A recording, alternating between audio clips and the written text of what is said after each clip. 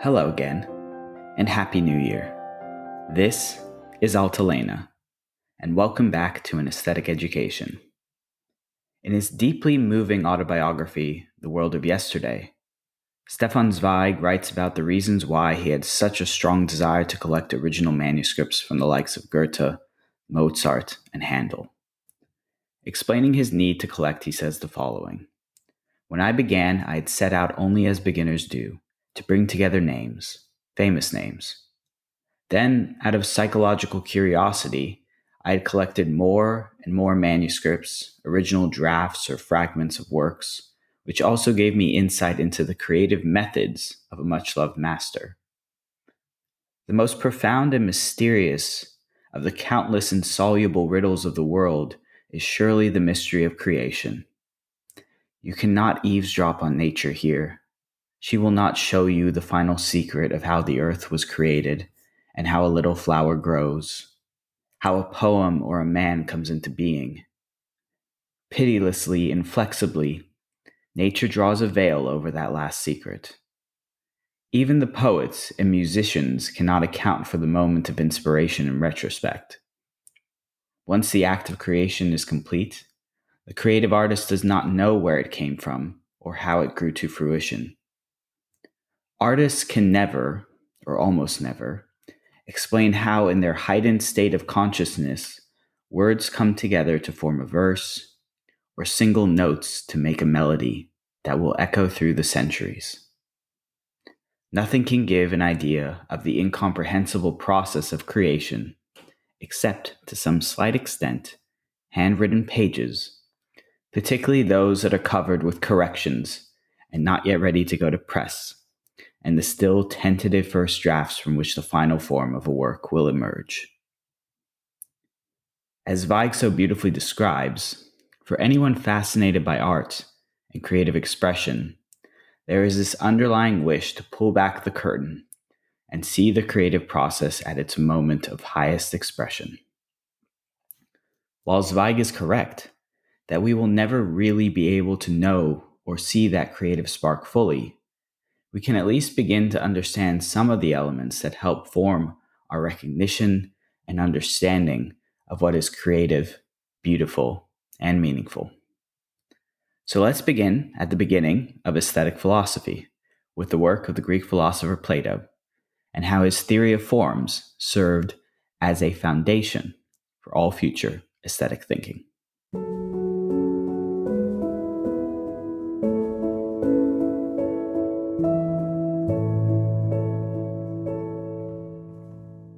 A short disclaimer: formalized aesthetics as an area of philosophical study only came into existence many centuries after Plato and his works.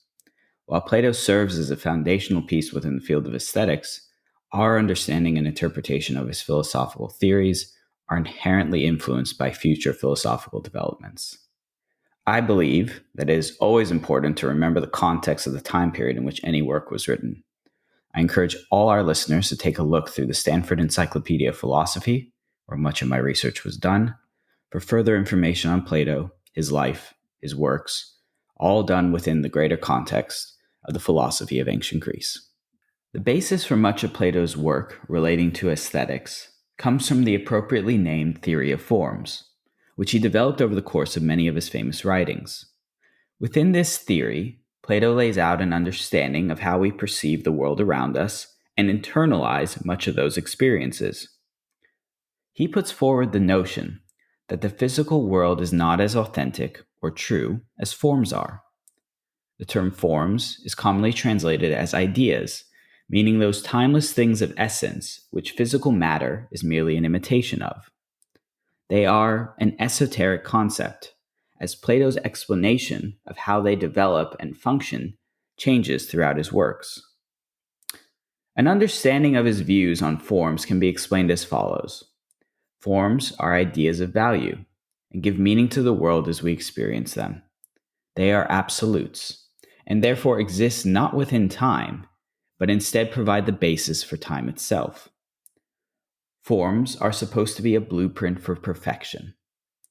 They are the essence of what we are trying to achieve, yet knowing that we will never achieve it perfectly. For example, one could draw a circle on a piece of paper. To the eye, this might be a perfect circle with no deviations or perceived imperfections. But in a typical philosophical way, it is of course far from perfect. That's because the appearance of the circle on the piece of paper is simply an example of a circle through the way that we perceive its form. The true form and essence of the circle is still out of reach and cannot be invented in the abstract. Rather, it must be discovered by grappling with the idea itself. Therefore, it is only through our ability to recognize and connect the image with the idea of the perfect circle that we are able to develop some understanding of its true form as being perfect and unchanging. Now, this might seem like a whole bunch of nonsense, but the point Plato is trying to make is that we are always farther away from the actual idea or form than we may realize. The power of this comes in the recognition that the idea of a perfect circle can come through discussion, writing, or drawing. But no matter what words we use or how well we draw, the circle will never be perfect.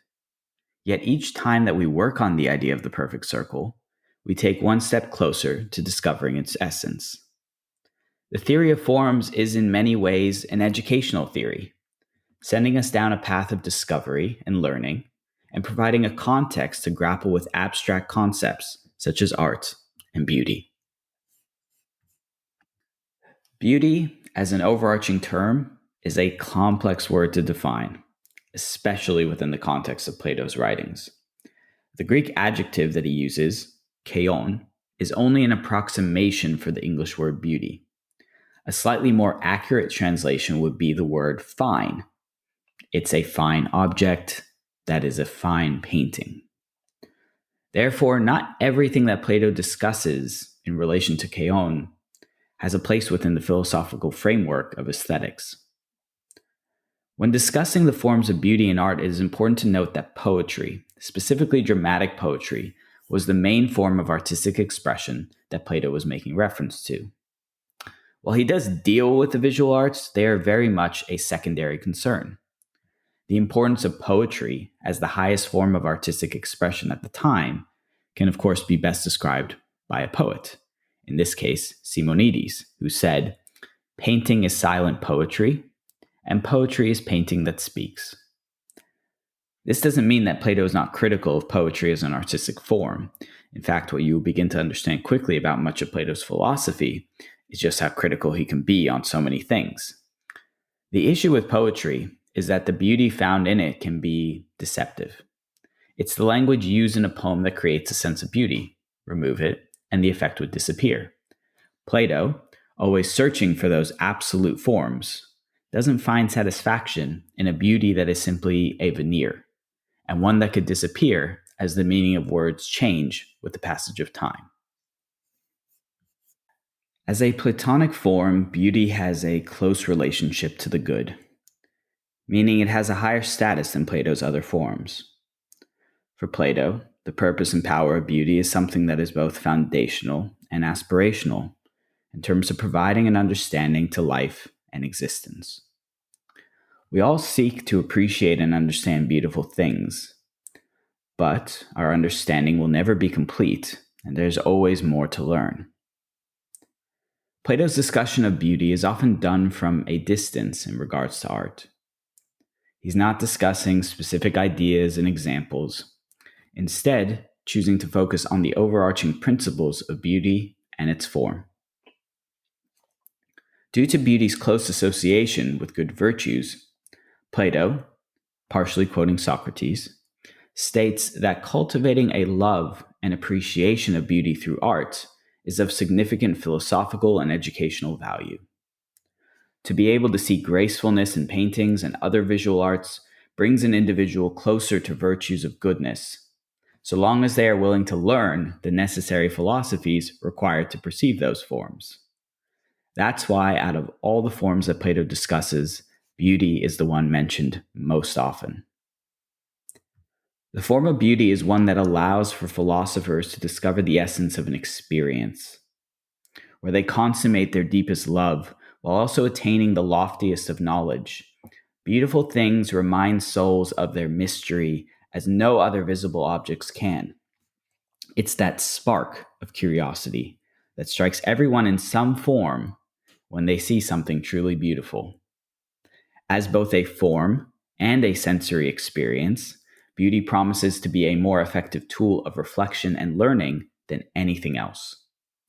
The balance that must be struck when learning from beauty is not to lose one's focus in the search to gain some sense of perfection.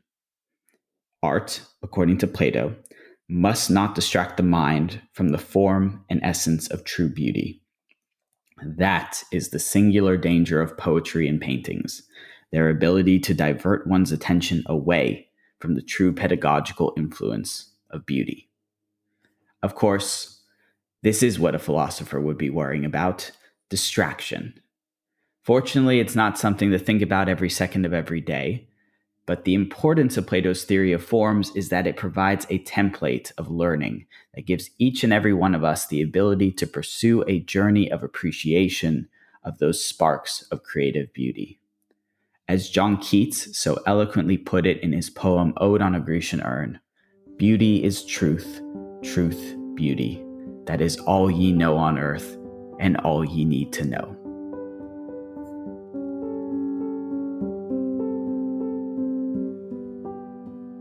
If you enjoyed this show, please give us a follow on your preferred podcast listening platform. We're on Spotify and Apple Podcasts, as well as on Instagram or Facebook, where you can find us under altalena.art.